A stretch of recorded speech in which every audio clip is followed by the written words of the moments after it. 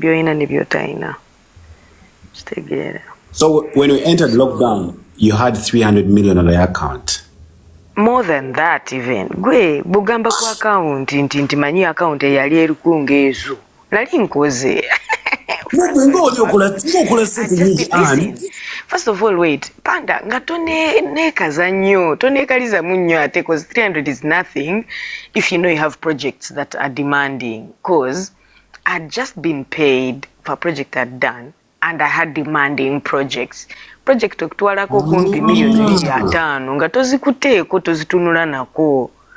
But having it on account is good. So see, instead of actually producing more shit, I use that money to fend for my family, you know, and be the person that they paid school fees for, you know. You use your money. You have money, uzina. Tosobola gamba nti zino ngenda zikolamu product, embale nkoleremu sente. Ngoyina ebizibu ebikutunuulidde. You get? So I spend it, and yeah, I had to survive.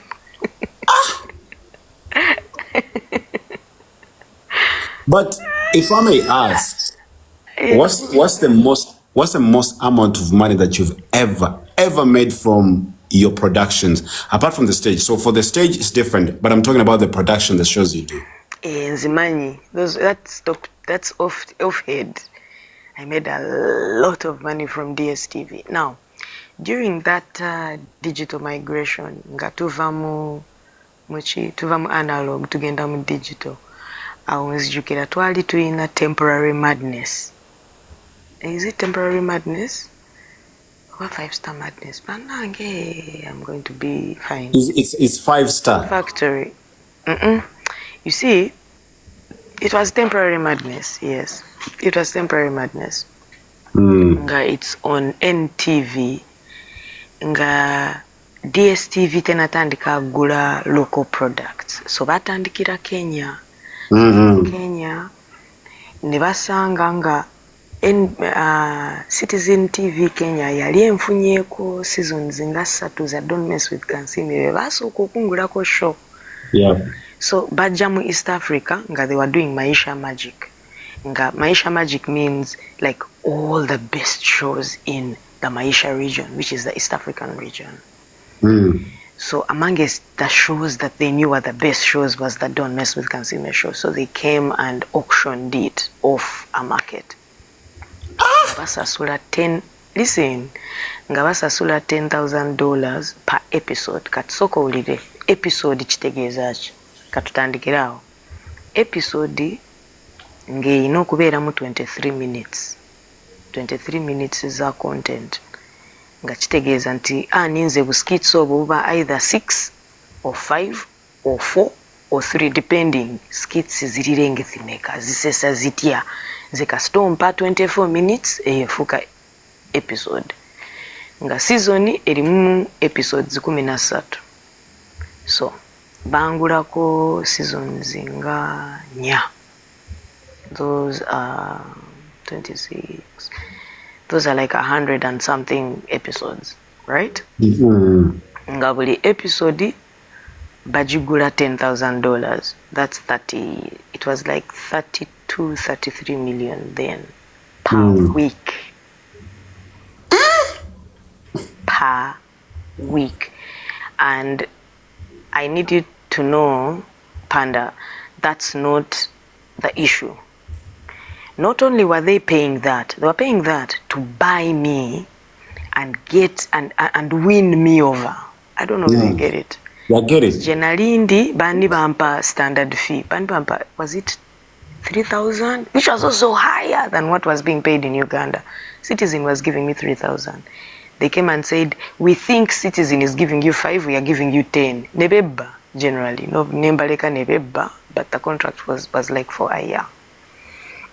Number A1. By the time we all realize we are fooling each other, I've built at least a house. And indeed, I had a house.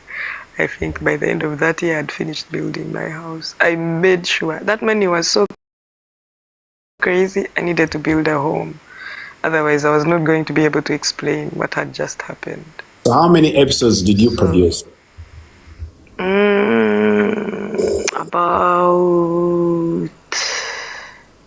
about 186 episodes, which makes about so that's around $180,000. Yo, bwogezako zibala sente nyingi nnyo.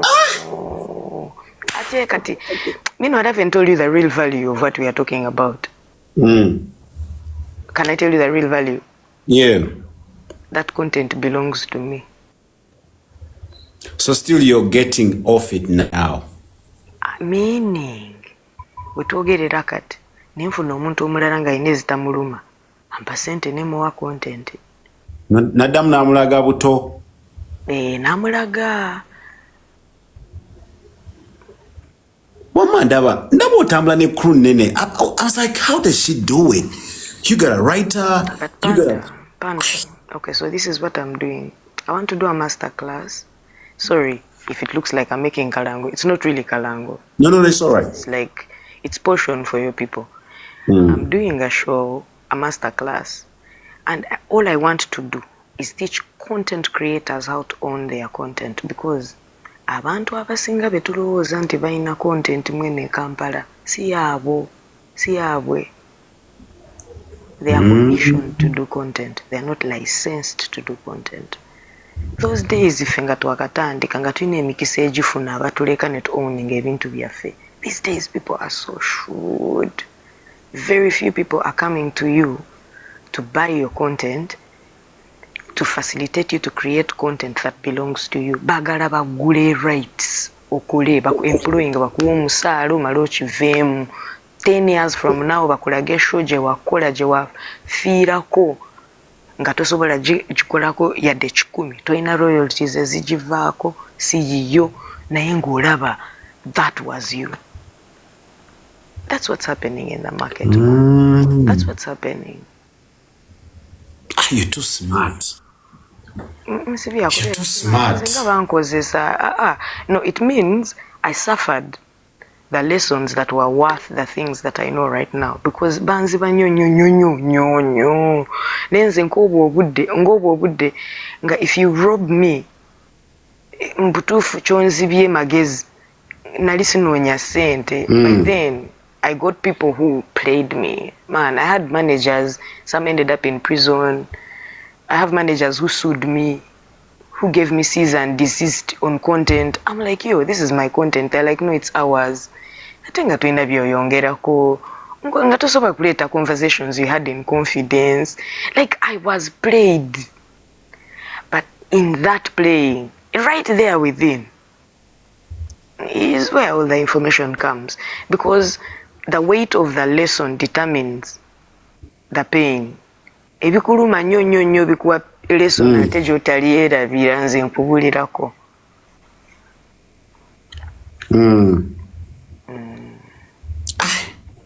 Neze, one of the things that I think I've learned from you.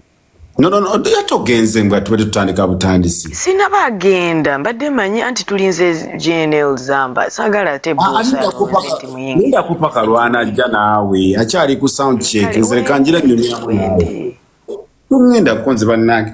By the way guys, Anne gave me $100 on my birthday. Just once anga sometimes no, but honestly Panda, sometimes mbera n'obusente bwange. No, but you see, let me tell you something. Nze sifa kuchinene muntu champadde, but I care. I mind about the heart. That's it. I didn't even ask for the money. You're like, bro, it's your birthday. Get this. I was like, wow. I got a legend on my birthday, so thank you, man. Forever, I'm grateful. So let's go back to the thing of content. What does it go? Because there's somebody out here who is actually watching you and they would love to have their content on DSTV, on the big channels. How do you do it? That's the question. I know, be honest. Era, auntie, I'm being honest. Nalimu era eri where tetwaba nonya be batu nonya. So like me, maybe when DSTV came, yanoonya baani abakola content nga nze akola bu skits nga I don't know, it was more of DSTV came and taught us. That's credit I'll give them. They even did workshops. Bajja fenga content creators abaliwo ne batuyigiriza how to present ourselves, how to put together our content. So if you ask me how did I do it to end up at DSTV, really, Ichisoka, what do you have? Do you have a show? Because unfortunately DSTV works with people that have something to show. So wina idea ngeri mu mutwe just ngwe nga ng'omanyi nti omuntu nga yakugezezezesa nga toyina EG gy'olaga, what they call a pilot. Olina okuba ng'olina ky'oshutinzeeko ng'osobola okiraga. Now if you don't have a pilot, that is really hard to start a conversation with a company like DSTV or MultiChoice.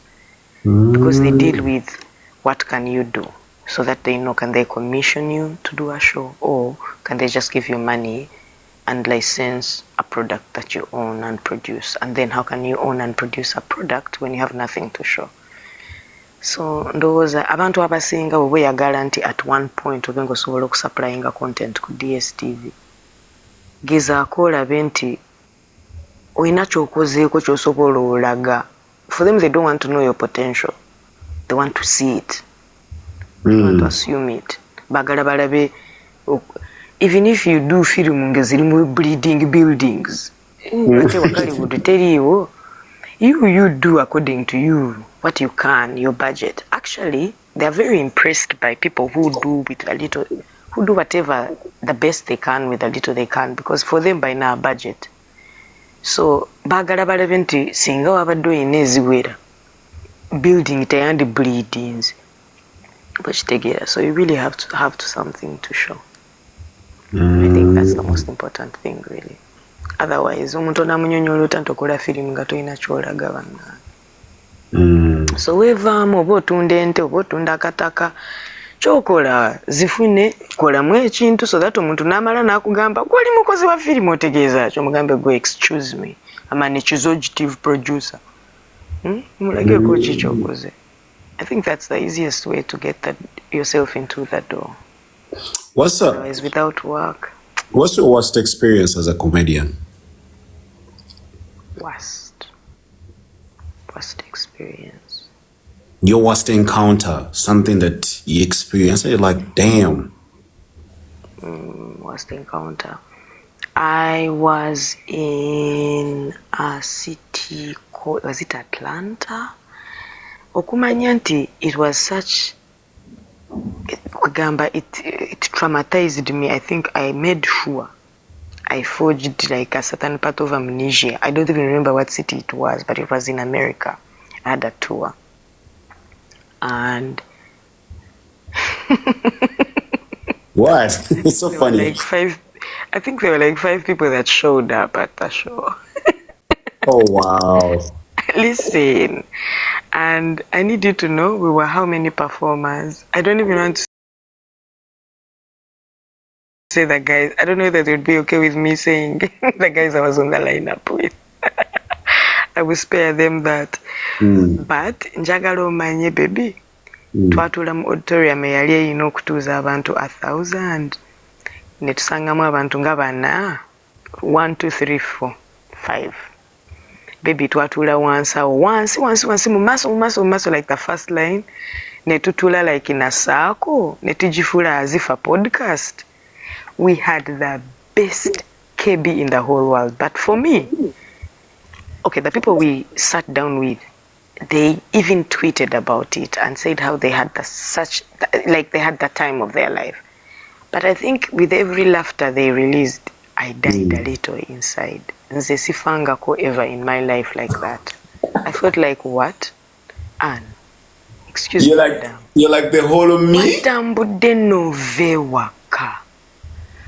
Banange nanyigira promoter. Banange nanyiga. Banange I changed things after that trip. Sisobola kunyonyola. Nera, I'd never talked about this, but whoa, that show redefined what I could and could not do.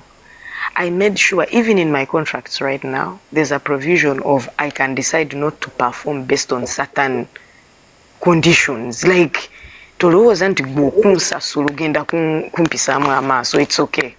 Like, I can decide not to perform. What the hell is that? Mwana abantu basobola okumanyira Panda.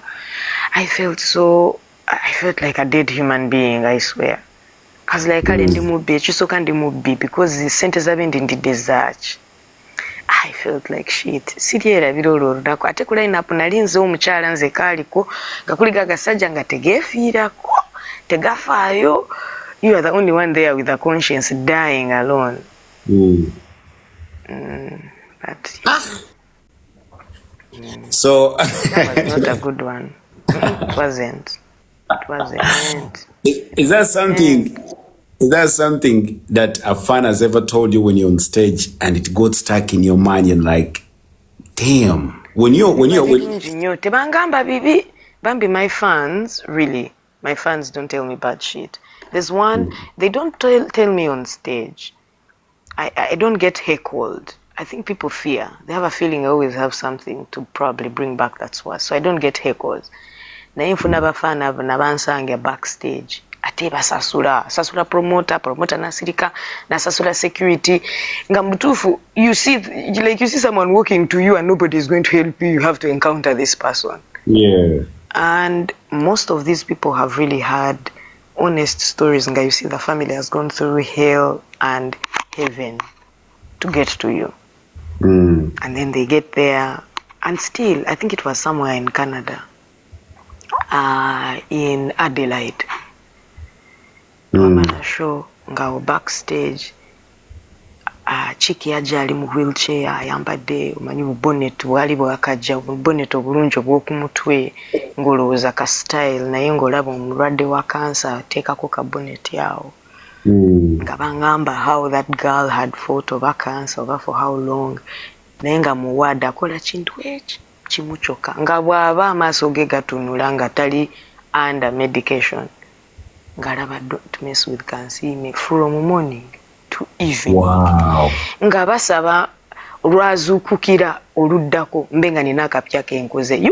I need you to know. Ng'omuntu agamba bannange abadde mukoma kati for how long, bannange singa akomawo nga alina kakoze agakatonda oyo omukyala n'abeera bulungi ne bamuleeta ne ku show. Waliwo ebintu ebikutuukako n'ogamba omanyi sikyakoze ekyaki, ministry yange ewedde. Yeah. And then you're like, okay, if I've done that, mukama nsonyiwe bannange bwenkola nembeera at fault nenkola ebitategeerekeka. Anzijukireko nti nakolangako ebitegeerekeka. I swear for me, those moments made me want to open a church, man. I'm like, what is this? You're like, I could forgive people's sins by the way, nga nkede kumachane nkeera nga ndi serious. Mbasonyiwa mwena. So the thing about don't mess with Anne, how did you even come up with the idea of the word don't mess with Anne? Was it about siyange? I won't take that credit. Waliwo guy ono bamuyita ani Washira Wairuru, boss wa Royal Media eyo Kenya. Ye yasooka okuntwala Kenya ne ku show ya Citizen. Ye yali boss wa Citizen. Guy oyo yampita na hostinga nampa erinnya lya show. Atya twali ku dina nagamba omanyize njagala okole show ng'erimu buskits obubwoka okolenga mukaaga tubulage mu evening. Ye yampa idea ya show nga bamaze omusuwinga basuwinga Citizen TV ng'eraze skit ya don't mess ng'egiraze mu point blank y'amawulire gaabwe ne bagamba so they were like, okay, so basobola otusuwinga tufune ono omuwala afa atukolera obuntu. So ne banfuna bwe batyo. Gaye yaŋŋamba oba show n'agiyita ki? Ne ngamba simanyi but tujafunye erinnya. N'agamba whatever it is you call it, make sure it means you cannot joke with this woman. Like you make sure you're the main character and nobody can joke with you. It's like, as a matter of fact, don't mess with Kasiime. He's the one who gave the name. Completely. Sina kyenateekako yadde etonde lyamu. N'agamba call it don't mess with Kasiime. Take it. Omanyi omuntu kwagala n'akuwa ebintu. nakwononera abalala because abalala bajja nga bagamba nze nina kyenjagala okuwa ompaamu meka nga wali oli yakuwadde buli kimu kyonna nga talina byayogedde. Don't mess with Kasiime. The show itself came from a gentleman called Washira.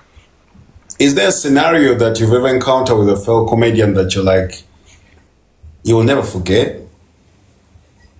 A fellow comedian? Yes. Mwana Panda oli muzibu.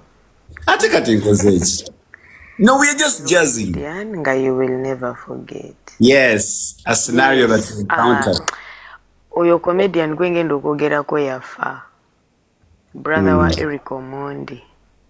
Bali bamuyita Fred Omondi. Olugwe nalaba yali agudde eddalu. Yoyo naye yamala naawo omulako. Fred Omondi oyo nakola tour naye oba Australia nga tuli oba Perth nga tulina show naye show nezimuzibuwalira because bali tebamumanyi.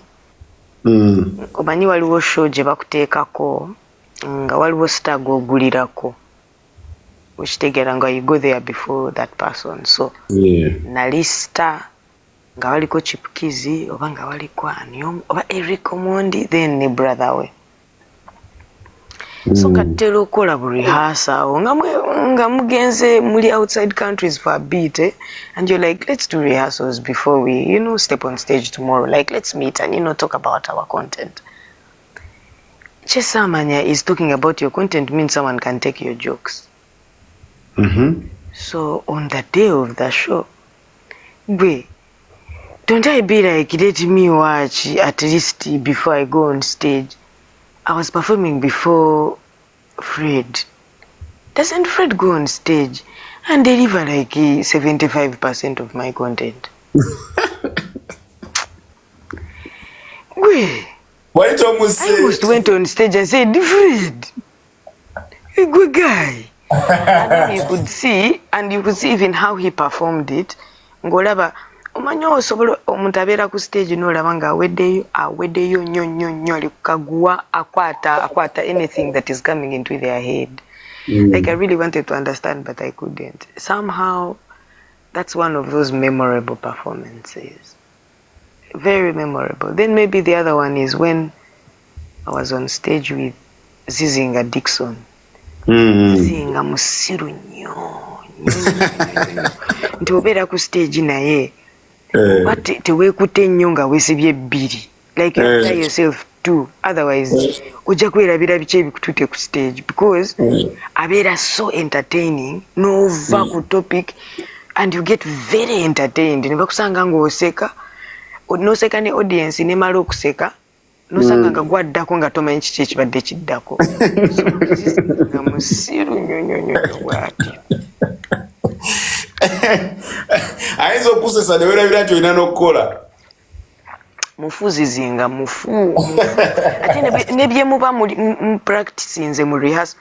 Mwana Fun Factory is a challenge. Ate omuntu bw'aba girengerera eno alaba ebintu bya Fun Factory nga byangu. Ebyo mbikola ate abo bakola zi rehearsals zifaanana zitya.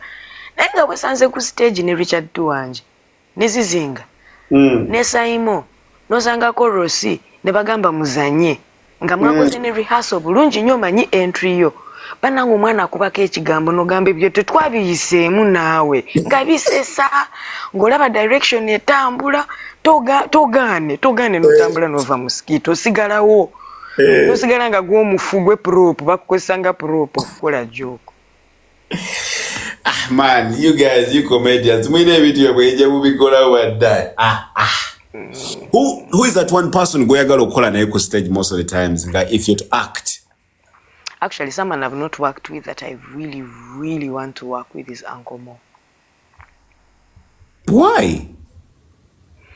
I feel like kaina magezi. Or is it the writers? Or is it the editor? His jokes have very good timing. And then, jokes is I've realized we share a demographic.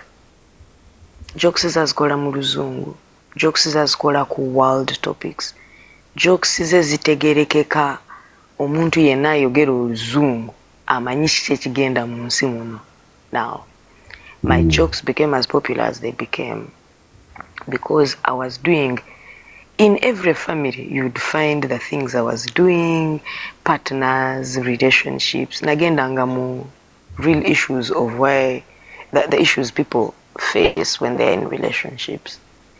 So he's tackling real issues mwe kugamba nti waliwo video, no, not to blow his trumpet really. Go to his YouTube channel, Uncle Mo, and watch his latest video about these attacks, the Iran hitting America, what? Okay, so first of all, I'm one of those people who for a while, till just recently, I've been hearing these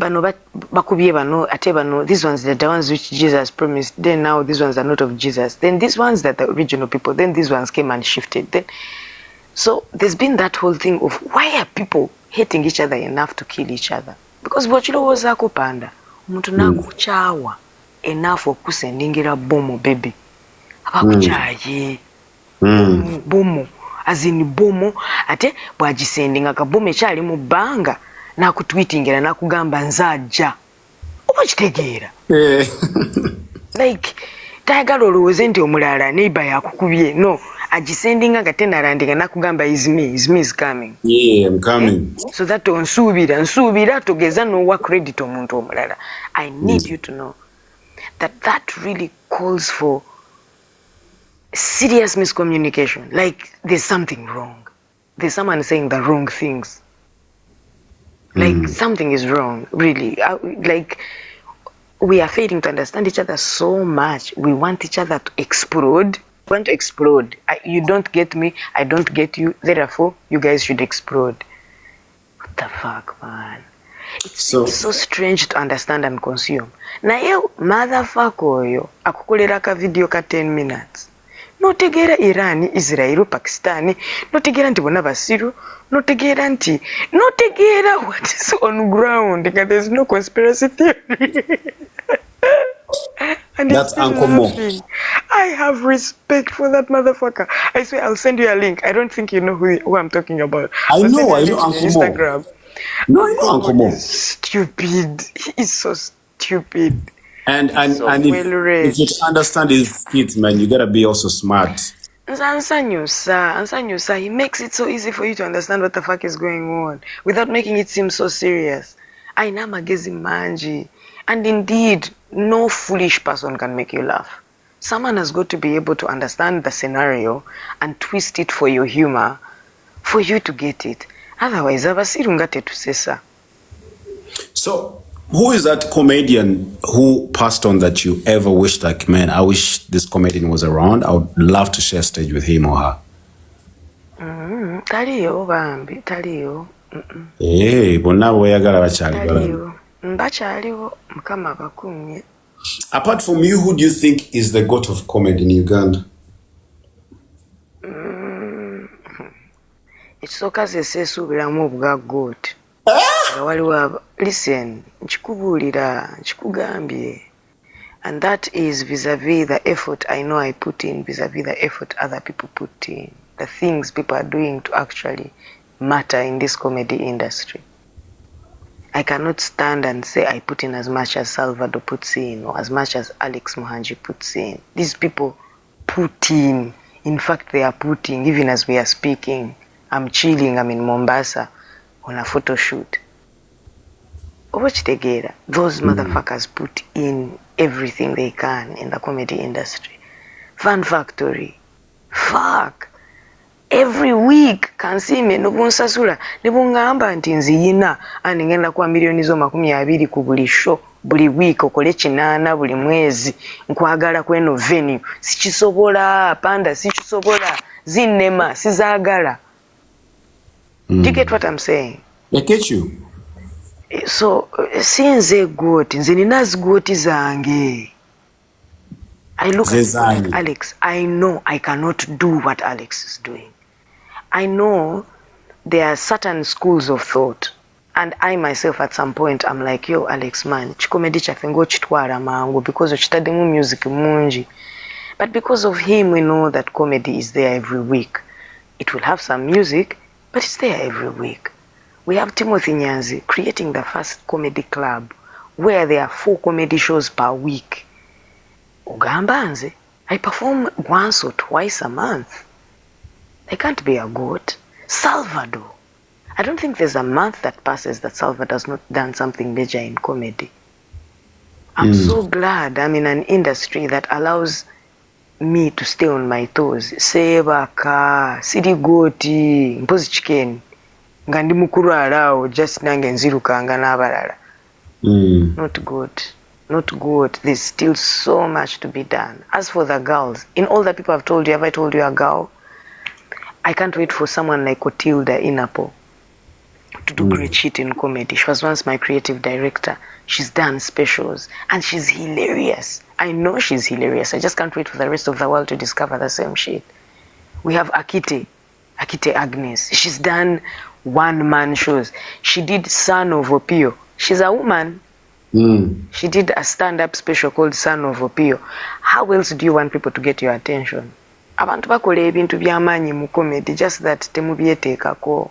So sisobola kweyita goat, baby. I'm glad I'm recognized in this industry. What do you think of the youngins, the ones that are on TikTok that are creating content and are comedians? Man, TikTok misleads people, man. Don't talk about TikTok. I recently got myself in a problem. I think I didn't know a girl called Zyla on TikTok. And I'm glad she understood, because actually when I watched her reaction, she was like, ani chali mukutegeza chiri nti nina okukola nnyo bantegeere. And I loved her for that. Actually, I'm hoping for an opportunity to do something with her. But that brings me to TikTokers. TikTokers have a misconception of thinking that popularity on TikTok equals popularity in the real world. Maybe to be Rachi, they need to be reminded of such simple things. No, some do. You need to remind them, because I mean, you're the legend. You need to remind these young. Be as popular as you can. You can be as popular. Someone here is asking, what do I think of who? Of Dr. Hilary Okello. What the hell? Yo, Dr. Hilary Okello is on my creative team. He's so good. As me. Meaning, every word that comes out of that man's mouth is the Bible truth. He was on the team that was writing for the Comedy Grill, the recent successful show we had at Sheraton. That guy is the true definition of stand-up comedy as we speak right now in Uganda. He's the most consistent stand-up comedian I know of that I can talk about. I got distracted. But I also liked her response. It wasn't. She's very mature. I'm so proud of her. I can't wait to meet her and tell her.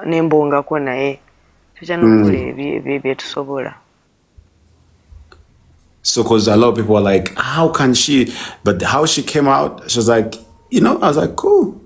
She's old. But just that Linda Kunga sinajja wano oyogedde ku Zaira nenzijukirawo akaana akalala katyo. My DJ friend, my darling girlfriend, the one of City Kampala's City Girl. Why are they tying her on you yet? For me, she's my friend.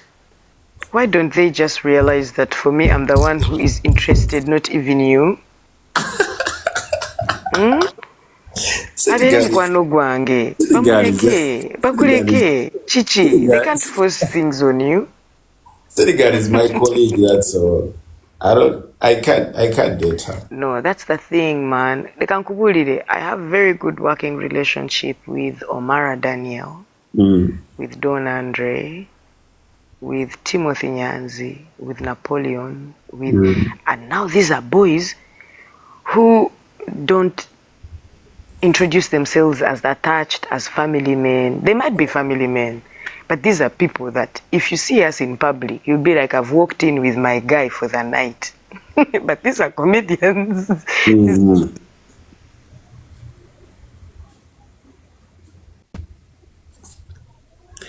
I think she has muted us. Have misconceptions if they service them. waliwo abadde akubuuza what happened to the muzungu Panda bankuleke wankuviire. Waliwo abadde akubuuza what happened to the muzungu used to What happened to what? The muzungu used to act with.